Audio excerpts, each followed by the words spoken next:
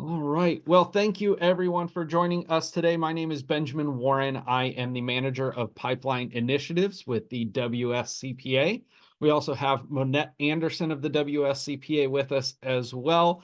She'll be monitoring the chat and any folks who are coming in late. If you do have questions at any point, feel free to use the raise the hand feature, put it in chat, come off mute. This is all about helping you and getting those scholarship applications the best that they can possibly be before the deadline. So to start off, if you are not familiar with the WSCPA, we are the professional member organization for CPAs and accounting students in Washington State. We support our licensed CPA members in maintaining their license, in networking, in connection to resources. And then for our student members, we are supporting them on their path to CPA licensure.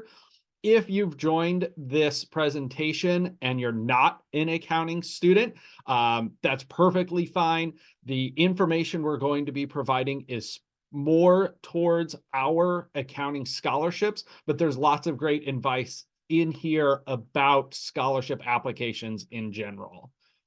The WSCPA is all about these four pillars right here. So community and connection, that's our community of our members and the professional accounting community. And then connection to each other and to resources, again, helping maintain that licensure or supporting students on their path to licensure. We also have the professional development. So with our licensed CPAs, the continuing education piece, that's a requirement of maintaining licensure. And for students, it's tips around resumes and networking and interviews. So as they're starting out in their careers as professional accountants. We also do advocacy. So we work with state legislators and other authoritative organizations in making sure that the rules that are being passed benefit our members, but also make sense within the world of accounting. And then sustainability. If you're an accounting student, you've probably heard all about the issues with the pipeline. We want to make sure that the CPA profession and accounting in general is a sustainable profession that folks can continue to get into and that we're bringing more and more students into. So the foundation, this is the charitable arm of the WSCPA. This is where our scholarships come from. So every year, the foundation provides grants and scholarships as a way to increase access to the accounting profession and to support a more diverse pipeline of accounting students. So since 2015, we have provided more than $3.5 million in scholarships. We also provide every year almost $550,000 in scholarships. So there's a lot of opportunities here with the WSCPA and the Washington CPA Foundation for those scholarships. There are a few different levels for our scholarships. So I have a poll here just to kind of see where folks are coming from. I'm going to launch this here. So feel free to answer this. We just want to kind of gauge where our those who are attending this presentation are coming from, what your current level is, or your fall 2024 student status, basically what you'll be applying for with these scholarships. So I'll give that a second as we have folks answering. Looks like we have a couple more. I'll give it another couple seconds.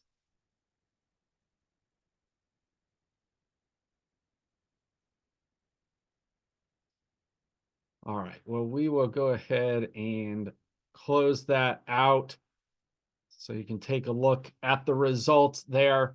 So a number of masters, that is a pretty popular program for us because it is a good deal of money. The $10,000 you see on the slide is for master's students. The $5,000 is going to be for juniors, seniors, and fifth-year seniors, and that $2,000 award is going to be for students who are first and second-year college students in 2024-2025.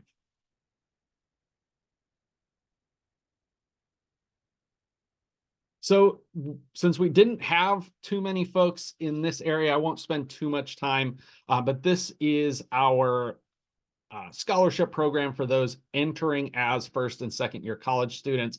$2,000 award. The deadline for this one is April 14th, 2024. So a little bit more time for submitting these applications.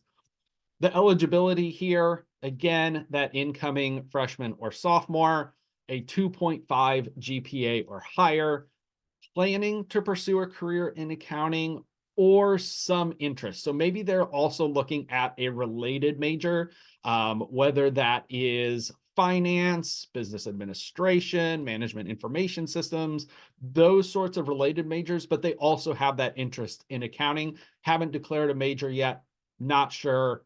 Also looking at accounting, we will take those applications, those students as well.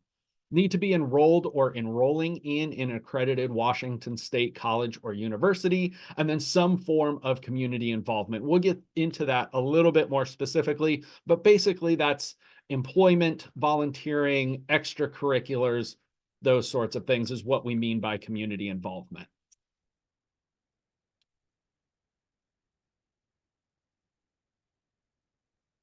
So for these applications, resume is going to be optional. There's unofficial transcripts, 2 short essays, that's 500 words or less, and then a recommendation form that's completed by a community reference.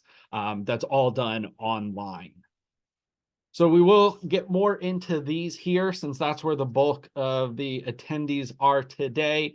These are the $5,000 to $10,000 accounting scholarships. Again, that's entering junior year through PhD candidates for fall 2024. The deadline for this one is February 14th, so only a few more weeks left, which is why we wanted to hold this open house so you get all the information you need to make sure not only are you submitting the best application possible, but you're submitting it in a timely manner to make sure you meet that deadline. So for this one, that eligibility, again, rising junior, senior, 5th year senior, master's student, or PhD candidate. So that's fall 2024. This is a 3.0 GPA cumulative, but also in your accounting major. So for this one, it does need to be an accounting major and someone who is planning to take the CPA exam. So if you are doing, there are some majors that are a business major with that accounting specialization, that counts if you're planning on taking the CPA exam. But if you are specifically a finance major, doesn't necessarily count for this scholarship. We do need those accounting majors who are going to go on to take the CPA exam. Again, enrolled or enrolling in an accredited Washington State college or university. I will note for this, we get some questions around this. If you are at a community college or a 4-year institution, it is very likely that it is going to be an accredited school. If you are confused about that, you can certainly reach out to us and we'll let you know. But really all of the community colleges, the 4-year institutions, and then some of those online schools like Western Governors University, they are all accredited schools. And then that community involvement, again, employment, volunteer, extracurriculars, those sorts of things is what we're looking for. And I see we have a hand raised. Yeah. Hi, good afternoon. My name is Mia Darnell, and I'm actually a major in accounting, and I plan on taking the CPA once I'm eligible to sit. But I do have a question on the scholarship. Mhm. Are there any restrictions? Because right now my husband is a retired military, so I'm actually getting a free tuition waiver or a tuition waiver due to that. So my question is, what are the restrictions in order to avail for the scholarship? Yeah, so we do only provide scholarships for tuition. So thank you for bringing that up. These are tuition only scholarships. Unfortunately, we don't have any wiggle room there. So for folks who do have maybe some or all of their tuition covered, they would need to be able to use the entire award amount. So that $2,000, $5,000, $10,000, If they're not able to use all of that amount, we aren't necessarily able to be flexible with those numbers either. Good question. Thank you for bringing that up. So a couple other questions I see in the chat. If your undergrad degree is not in business accounting, not eligible. If you are referring to being a master's student and you're mastering in accounting, but your undergrad was not necessarily in accounting, that's fine. It's your current, your degree that you're going to have fall 2024. What your major is going to be fall 2024. We have all sorts of students who apply and receive these scholarships who are coming from other backgrounds, and they're coming fresh and new into accounting. Completely fine for them to apply. They are eligible, again, so long as their major for fall 2024 and beyond is going to be accounting. Let's see. Graduating June 2024. So this is only for fall and beyond. So the next academic year, fall 2024 through the 2025 academic year, so before fall 2025. So if you are graduating this summer, you would not be eligible for the scholarship award. All right. Again, even if you're missing out on some of these with the eligibility, there's still a lot of great information in here about scholarships in general.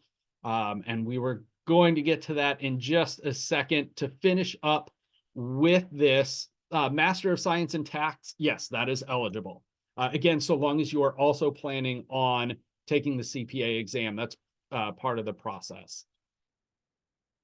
So for the applications, resume, unofficial transcripts, this is transcripts from any college coursework you have completed. So if you've transferred from a community college or you took one class somewhere, we want transcripts from every college or university that you have taken coursework in, received a grade in. There are 3 short essays, again, 500 words or less. We'll cover kind of what those topics are on those essays so you can prepare in advance, and then a letter of recommendation.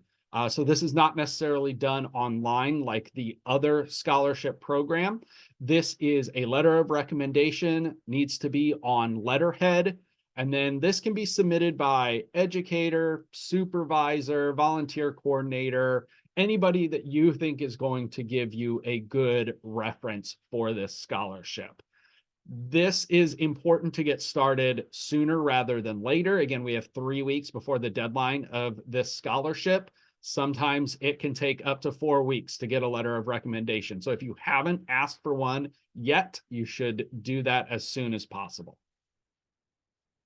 One of the new pieces for the scholarship application is the GPA calculator.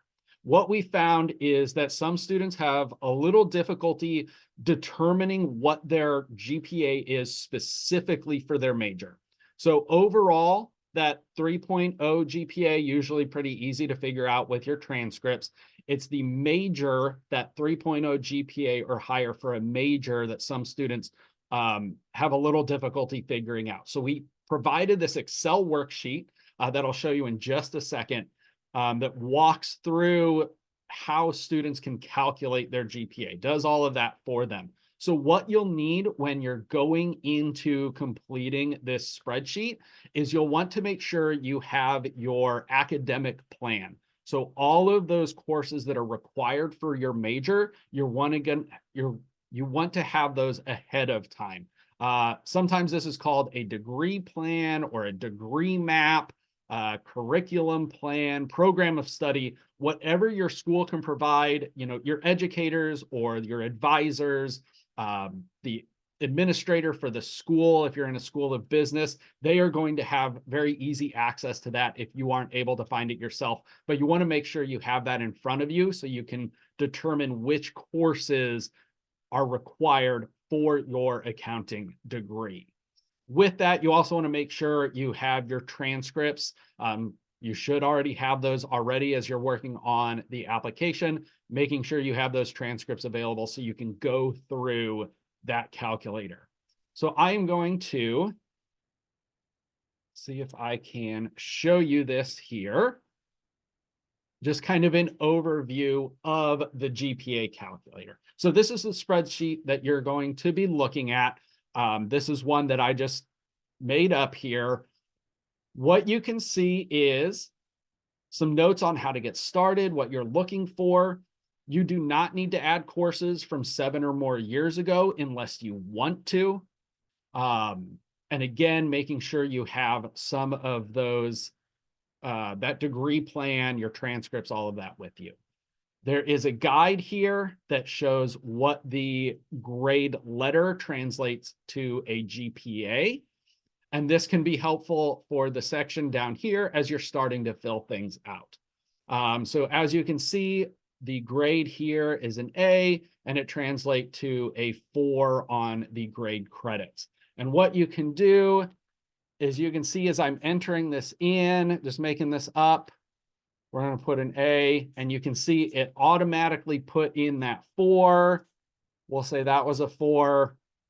And you can see it automatically puts this side in, that grade out section. We can change that, and it'll adjust as you're putting it in.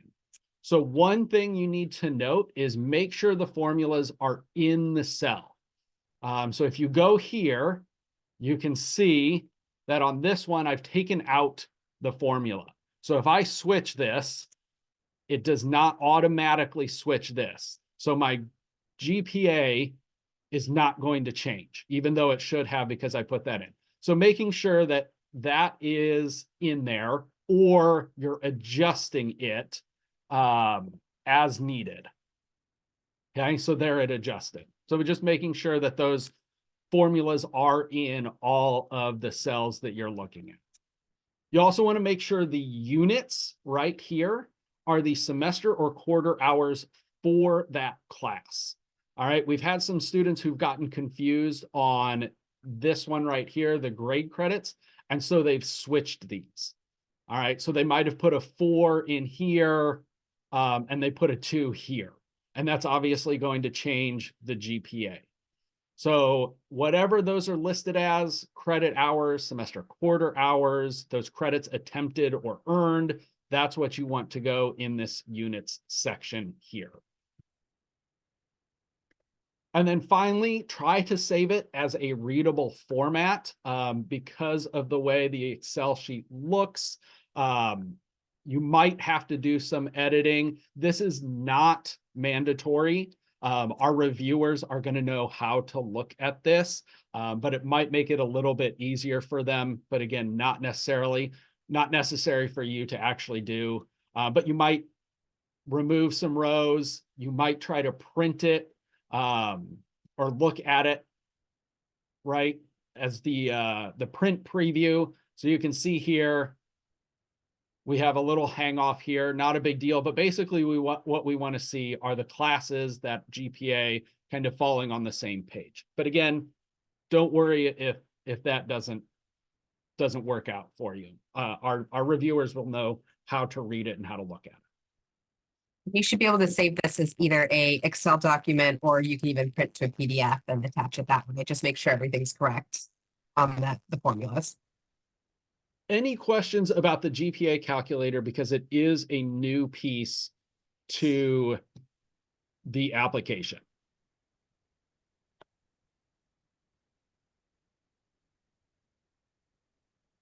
Okay. We will get back to this here. All right, so GPA. Yeah, there was a question, is it provided when you complete the application? So yes, it is going to be on there for you to download and start working in directly. Thank you. All right, so here is where we start the general information about scholarship applications. So not necessarily specific to ours, but helpful tips when you're completing any scholarship application. We'll throw stuff out specific to ours, but good information to have when you're going through a scholarship application. So showing your merits, especially for those merit-based scholarships. You can see here the image, like Scouts, Boy Scouts and Girl Scouts, they have those merit badges. And they show those prominently on the front of their uniform. That's what you want to do when you are completing a scholarship application. Make those merits front and center. So that can be for us, like I said, that requirement for community involvement. So that could be volunteer activities, professional organizations. It's those extracurriculars. So that can be sports, athletics, it could be music, the arts, all sorts of stuff there, whatever you're doing kind of outside of your academics. Leadership roles are great to focus on. So maybe you're an officer in one of those student groups. Maybe you're leading a volunteer project. Any achievement awards. So whether that's academic, whether that is in the community, maybe other scholarships you have received. Some students put that on their application. If you received the Washington CPA Foundation scholarships before, those sorts of things. Again, highlighting your merits within the application. If you have any previous education, so somebody mentioned, if you have kind of that a background in another field or subject, so maybe you've gotten a degree in biology or you've done your master's in a different field, highlighting those. Any sort of certifications you have, especially if it's around for these accounting related subjects, like cybersecurity, or maybe you're a VITA volunteer helping with taxes, those sorts of things are great to highlight as well. And then any substantial work history. So any experience you have, internships, those entry-level positions, whatever work history you can put on there. But for our applications, you need one of these things. You need one thing to show that you have some sort of community involvement. And so now we're going to get into resumes, what it means to write a resume, how they should look, what you're trying to focus on when you are writing a resume. So these are kind of the basics. If you've done a resume before, these should not be new to you. If you have not, then these are kind of the start to writing any resume. So there was an article in Muse somewhat recently that the top mistakes that Google sees all the time from applications coming into Google, right? So applying for the company. And so that is proofreading, length, and substance. So proofreading, you want to make sure that you are going through your application or your resume and really your application as a whole, proofreading it, making sure you're taking out typos, punctuation marks, formatting, those sorts of things. Read it over a couple times. If you are in the process of proofreading, you might change the font. That'll give you kind of a different eye on what you're looking at. You might print it out to see what it looks like when it's printed out. Maybe you're not sure what that formatting is going to look like. Some folks like to print out resumes when they're reading through them to check and see, make notes on it, those sorts of things. So knowing ahead of time what it's going to look like for somebody else to print it out. Maybe read from the bottom up. Again, getting kind of a different eye on what the resume looks like. A lot of folks might focus on that top portion or that first page, and they might go quickly through the second page or the bottom of their resume. But if you start from the bottom and read up, you might catch some of those things that you missed when you were doing a quick glance at it. And then certainly let somebody else look at it. There are, writing labs at schools, maybe a friend, a colleague, a family member, have somebody else take a look at it to give you an idea of anything that they think might need to be changed. The length, you want to think about what your resume says and how it's saying it. So you want a focused resume. You want to be able to show your ability to kind of synthesize and prioritize what information you want to convey to the people who are going to be reading it. So what's important to you, and then what is going to be important to, in this case, scholarship reviewers who are looking at that resume. So for this scholarship, specifically focusing on accounting, what accounting information or experience you have that you can put into a resume. For other scholarships, trying to model that resume around what the mission or goal of that scholarship program is trying to accomplish. And with accounting, it's a detail-oriented career. So if you're not able to show that you are a detailed individual, your resume might get passed over. Substance over style. For these scholarships, unless you're doing a graphic design scholarship, we're not terribly focused on how you are putting your scholarship together. You want to really focus on keeping it clean and legible rather than, making it a viral sort of resume and building one that's flashy or has a lot of graphics in it. Keep it simple. Again, keep it clean and legible. And try to mess around with how you're saving it. So you're saving it from a Word document to a PDF. What does that actually look like when it's in PDF form? Sometimes the format will change depending on how you're saving it. So making sure you're doing a proofreading of all possible variations of that file as you're saving it and editing it. Next is the more advanced or new rules for writing a resume. So some things to consider is above the fold. You want to keep the best stuff on that top third of your resume. This is what folks are going to look at first. So highlighting those pieces first is going to be helpful. So if you are going to be taking the CPA exam, you know when you're going to be doing that or have an estimate for when you're going to be doing that. Highlighting the accounting activities that you've been involved in.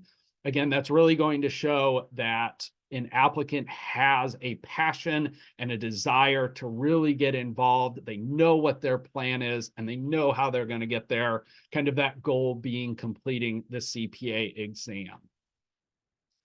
The ditch the objective, swap for a summary statement. So what we typically find is an objective statement usually doesn't say anything terribly unique. They can take up space, don't necessarily give a great first impression because they aren't that unique. They are kind of boring, right? Most objective statements are, my objective is to get a job, or in this case, my objective is to get a scholarship. Not really saying much about the individual.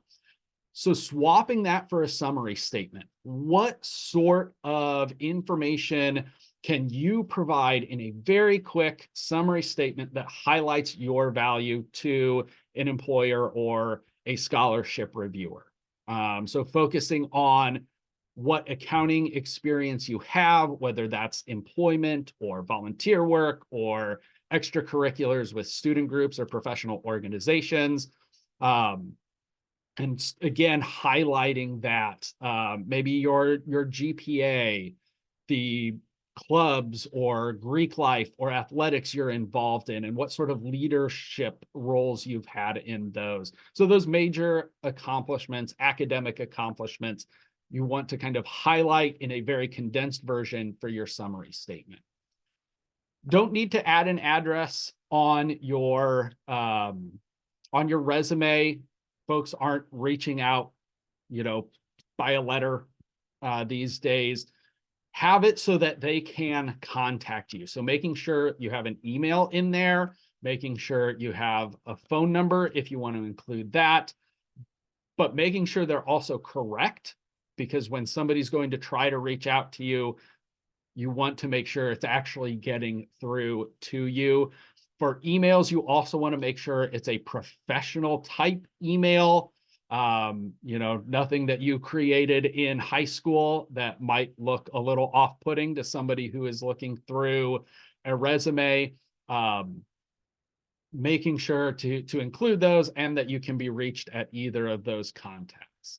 And then the last part here is the New York Times test.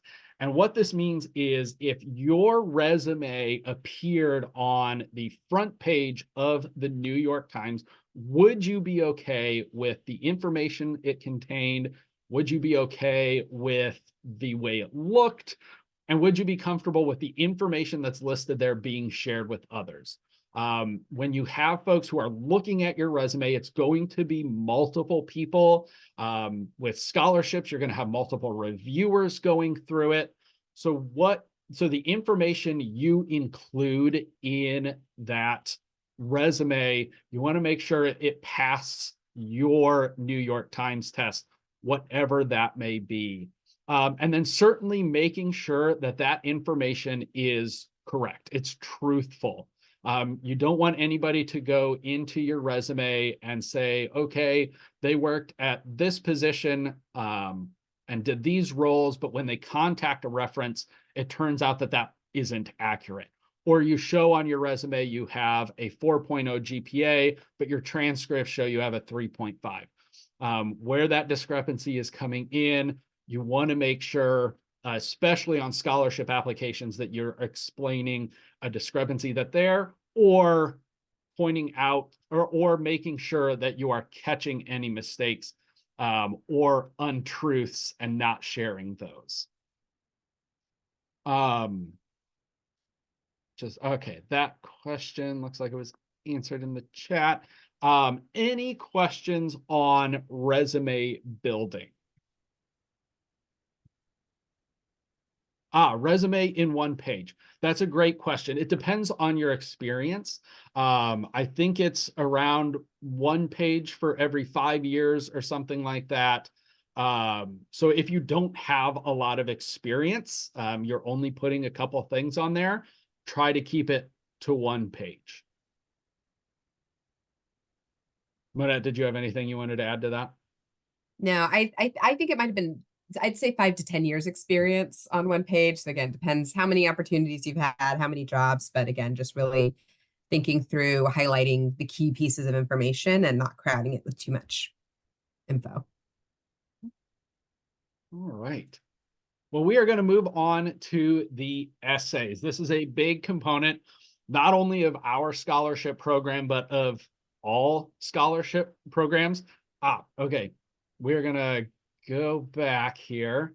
Before we get into that, we had, what if you don't have any jobs, just volunteered? If you can put your volunteer work on there, that's fine.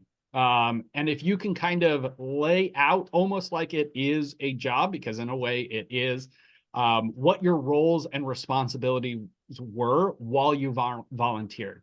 Were there events or programs or projects that you worked on? How long have you been with that organization? That sort of information can be really helpful, especially if you don't have paid experience, internship, or other positions. Adding volunteer work can be very helpful. And again, here, I put this slide up because if you haven't had any jobs, focusing on some of those other areas that you might have experience in, those extracurriculars, the athletics, if there's professional organizations you've been involved in, any additional education or certifications, those sorts of things can help with resume building as well. All right, essays.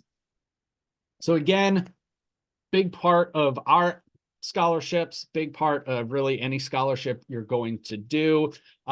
So what you're looking for is that focus on telling your personal journey, and one that showcases that journey for the Washington CPA Foundation scholarships, your journey through the world of accounting, right? How you are setting out your goals for your career in accounting, and then what you're doing within your community. So some of those volunteers, those professional organizations, putting that information in there and how it relates to accounting and certainly to the scholarship that you're applying for. So having that compelling essay is going to help you stand out and really make an impression on the scholarship reviewers. And so there's a few ways that you can do that when you are crafting your essay. Is it compelling, right? You want that compelling story again. So showing your passion for accounting, what you've done in service of your community or in service really of your goals for your accounting profession, and then telling that story and telling it in a way that really brings out that passion and that compelling image of you as a scholarship applicant. Is it succinct? This is especially important for our scholarships. You have 500 words or less to put all of this information, that compelling story, all of your passion into 500 words. For some folks, that can be very difficult. So keeping it succinct is very, very helpful. And it makes it easy for the scholarship reviewers to read and to really see that passion and that story within the essays. So if you've got 600, 750 words, something like that, start to trim it. And again, as I mentioned before, that proofreading, that's one of the pieces here. Go over it, edit it, go through multiple drafts, go to your writing lab, go to a friend, family member, colleague, educator, have somebody else look it over. If you need to shorten it, make that a focus when you're talking to folks about having it proofread. But you want to keep it within the parameters that 500 words or less, or whatever the scholarship application mandates. And then, is it true? I mentioned this on the resumes as well. Don't stretch the truth. If you're writing about something and you're exaggerating or just telling a complete falsehood, the scholarship reviewers are going to be able to, more likely than not, pick that up in the other information you're submitting. The resumes, the text fields that you're completing on the application itself, the transcripts, they all tell a story, and you want your essays to match the story that is also being told in the other documentation that you're providing without telling any lies or falsehoods. Keep it all true. So some other pieces here, when you are beginning to craft your essays, right? When you're coming up with that outline of what you're going to talk about in your essays, you want to know what that story is. What are you going to be talking about yourself in these essays? Your audience are going to be the scholarship reviewers. So who is going to be reviewing your scholarship? Really, that comes down to what organization is providing these scholarships and kind of aligning what you're writing about with that organization's mission. For us, with the Washington CPA Foundation and the WSCPA, it's all about that pipeline, right? How are we providing opportunities for students to enter the accounting world, the accounting profession? Removing barriers, removing challenges through these scholarships. So our foundation reviewers are all CPAs, right? They have gone through this process. They know what to look for in students. They can tell who is engaged, who is passionate, who is dedicated, who is committed, all of those things, because they've been through it themselves. So they want to see these students succeed. So knowing your audience is going to help you write those essays. And then what makes you stand out? What is unique about you? What are you doing academically or in your community that's going to provide that unique story, that compelling story that you really want to highlight when you're writing your essay? And then focusing on those details, kind of going back to keeping it succinct, no rambling, no extra paragraphs. You have 500 words. Again, you want to keep it focused on the story you're trying to tell, which is all about you and what makes you what makes you the best candidate for one of these scholarships. So this right here is the basic overview of the essays. So as I mentioned, that incoming freshman and sophomore, first and second year college student for fall 2024 has 2, but they do have an optional third essay. So they all follow this general outline. Essay 1 is what made you interested in accounting. Now, the specific questions in the application, which you'll be able to see, are a little bit more detailed. But this is basically what is being asked is, what made you interested in accounting? Was it a class you took? Was it a mentor you had? Was it a family member? What was it about accounting that brought you into the profession? And again, really highlighting that story and how that spark ignited that passion for accounting. The second essay is more specific to the scholarship. How is this scholarship specifically going to help you meet your educational and career goals? We understand that this is going to help reduce the cost of attending school. What else is it going to be able to provide? Are you going to be able to focus on specific classes? Was there a beta alpha psi or a student group that you've been meaning to join, but you're wrapped up in other things because you have to focus on, your finances?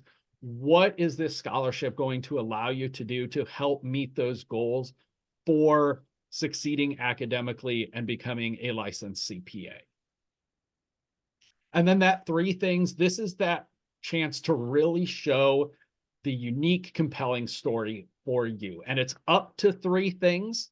So if you have 1 or 2 you want to share, that's perfectly fine too. Some students share hobbies or, what books they're reading that have really interested them. Some share specific life stories about how they got into the school they're going to, or maybe their family immigrated to America. There's all sorts of things that make you unique, and you're free to share any of those that you want.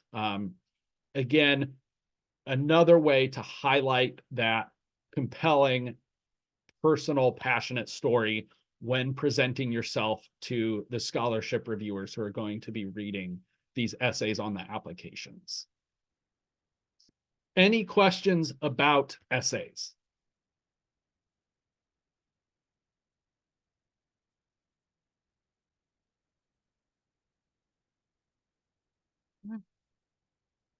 All right.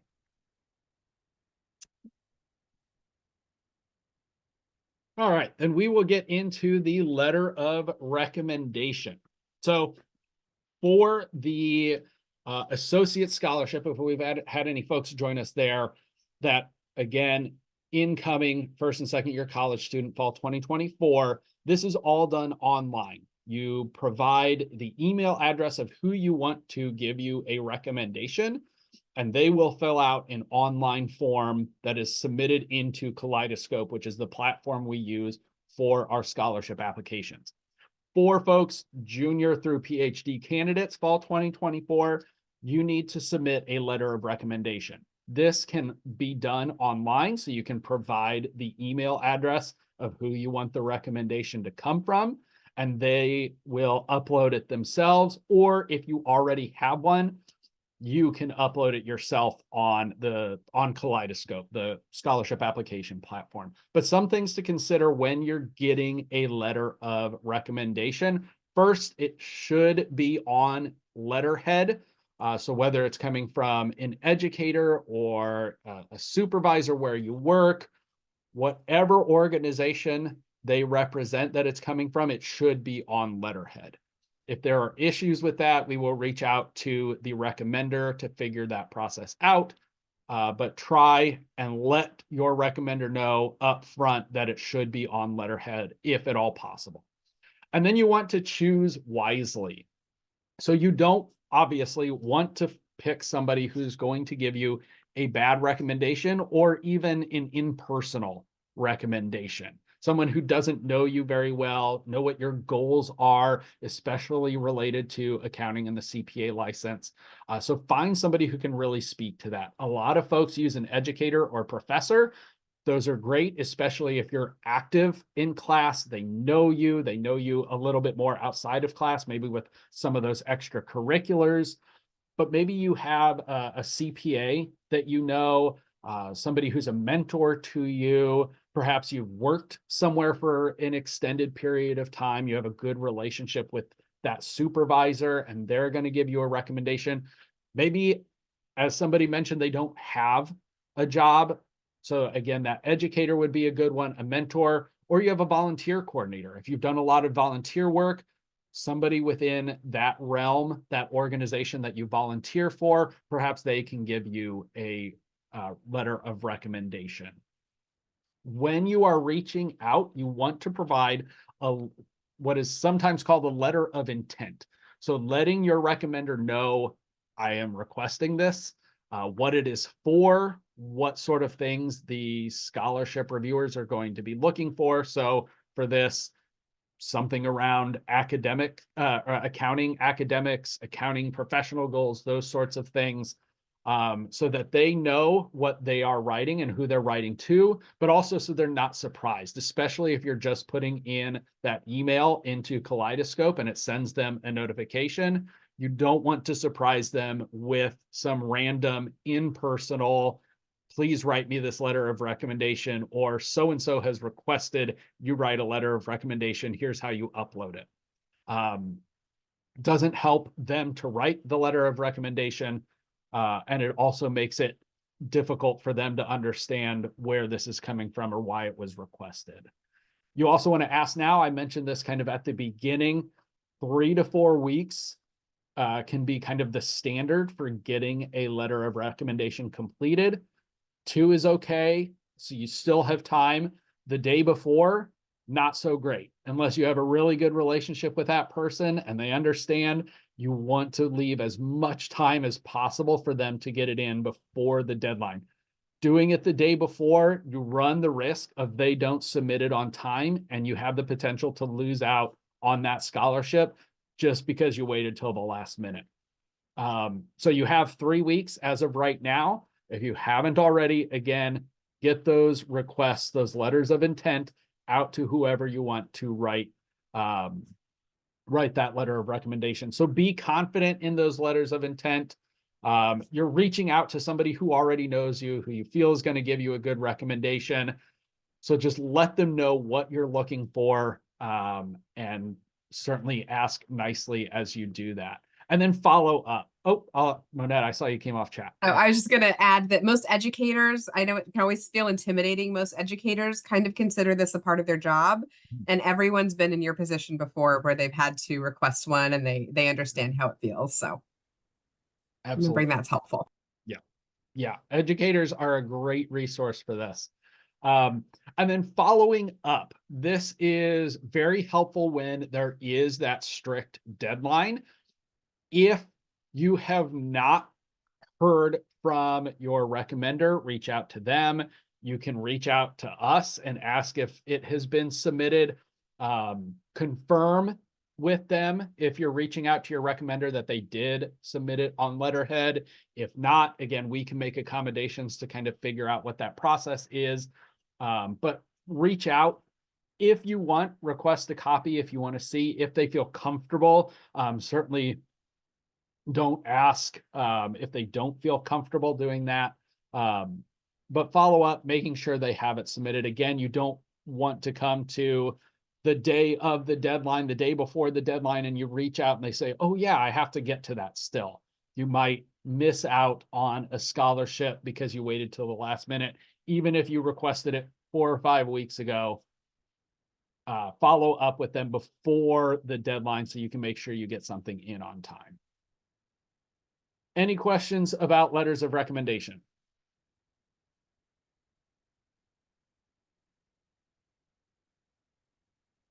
Okay, let's see. Oh, That was me. Just adding a note. all right. Then To finish up here, I have another poll for everyone.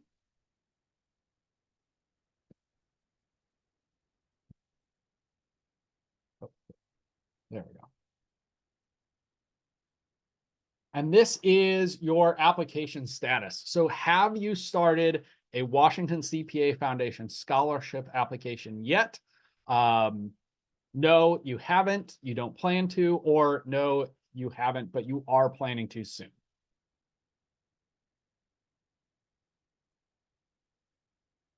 A couple more. I'll leave that open for a few more seconds here. All right. Well, it looks like we got a decent number of folks. Okay.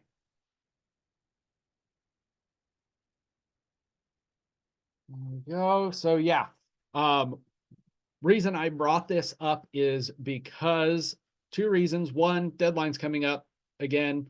You have 3 weeks if you're going to be a junior through PhD candidate for fall 2024. You have a couple, 3 more months really, if you are going to be a first or second year college student in fall 2024. So deadlines coming up, but also if you haven't started yet, you can start now and you can save your application as you go. So you don't need to have absolutely everything ready when you start the application. Bring it up, look through what's required, those documents, look at the specific essay questions so you know ahead of time what you're going to be writing about, formulate that plan and that outline, and then save as you go. As you add transcripts and resumes and whatever else it is you're working on, you can save each of those documents, each of those sessions, and then at the end before that deadline, you'll have everything in there and you'll be able to submit everything all at once. So you can start now, don't need to worry about waiting until the last minute and having everything ready.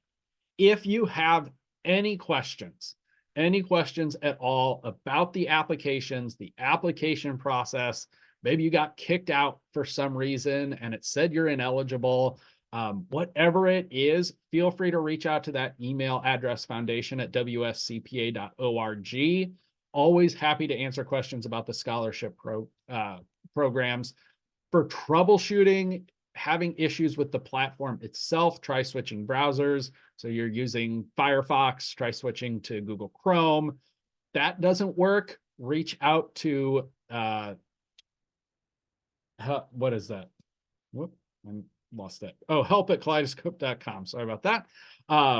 They can help with, whatever it might be, technical issues. If you're not sure, just reach out to us, foundation@wscpa.org, and we'll be able to get you connected to Kaleidoscope or help you troubleshoot some stuff. For folks who are completing the scholarship application with us or thinking about it, there are some opportunities here, some benefits for completing that application and for those who are chosen to receive a scholarship. Certainly there's the money, right? That tuition money, but there's also a number of other perks and benefits to being a foundation scholar. You get that recognition. We send out certificates. We put our winners on our social media pages and on our website. We have a special kind of VIP reception specifically for our scholarship recipients and the scholarship reviewers, the foundation contributors, firm representatives. So it's a really exclusive sort of networking event for folks who receive the scholarship from the Washington CPA Foundation. You can add this to your resume or whatever other scholarship applications you're applying for, all of those things. And you get a free 1-year student membership. So all of the benefits that go into student membership, you get access to for free. Questions? I do see one here, headshot on resumes. Typically no. they don't always work. They're not always professional. It's typically easier just to leave them off. Monette, if you wanted to add to that.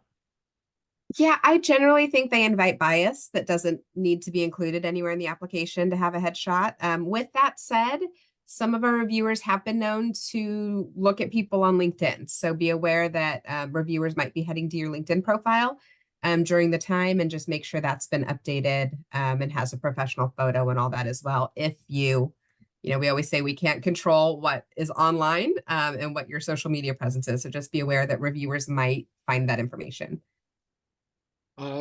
Mia, you had your hand up. Oh, yeah, for the student membership, is it only those that receive scholarship can avail for the membership? No, that is a great question. So first and foremost, you do not have to be a member to apply. I will note, if you do not have any sort of community involvement, being part of a professional organization is considered community involvement. So you don't have volunteer, you don't have work experience, no extracurriculars. There's nothing you can think of to put under community involvement. Becoming a WSCPA member does count, but not required at all. It is currently $20. It goes through May 31st, 2024. So you get kind of that 6 months of membership and get all of the benefits for that. You can see some of those here. I'm going to turn it to questions as we're wrapping up. I will send all of this information out via email as well. So these member specific benefits, I will make sure to mention in the email. Okay, let's see. Summary statement for the resume required. Not required.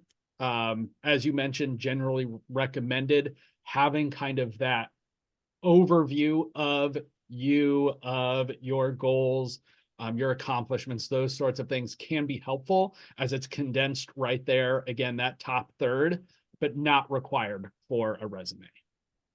Just think it's going to make it so much easier to streamline for your reviewer to hit the top things you want them. They're going to know what you're applying for, and they're going to be able to highlight the things that you probably want highlighted because you're feeding them that information in advance. And the other question was about recording. I will be sending this via email, so everybody has access to that. I should be able to send it tomorrow. So if you don't hear from me tomorrow, reach out. We will make sure you get a recording and the slides and all of this information.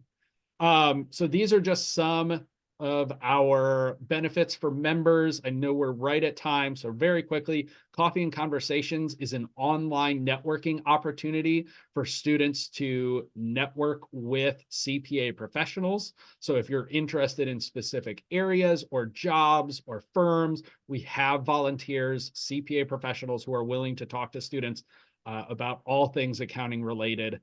CPA Exam Accelerator, if you're looking at taking the CPA exam anytime soon, this is a great resource group with exam strategies, study tips. If you're a student member and you join, you get a pair of these lucky CPA exam socks that you see here. So a great resource for folks. Some upcoming events. These are free to all students. I will note this musical trivia night that was supposed to be on Thursday is canceled. So you won't have access to that. I will send, again, all of this information out. One thing specifically for student members is sponsorship to our conferences. So if there's an area of accounting you're interested in, like governmental, international tax, farming, tax, those sorts of things, we have conferences built all around those specific areas of accounting, and we offer student members a chance to get in for free so they can meet with accounting professionals who are doing that work that students are interested in. And then finally, my contact information, feel free to reach out to that foundation at wscpa.org. That goes to Monette and myself. If you want to reach out to me directly, my contact information is here as well. Happy to answer any questions, again, about scholarships, but anything accounting related, the CPA exam, eligibility requirements for licensure, the student member benefits, anything like that. Always happy to answer questions. You can also find me on LinkedIn. some links up there. Again, I'll share these for information about our scholarships and some of our other benefits for students. With that, final couple minutes, anybody have any other questions?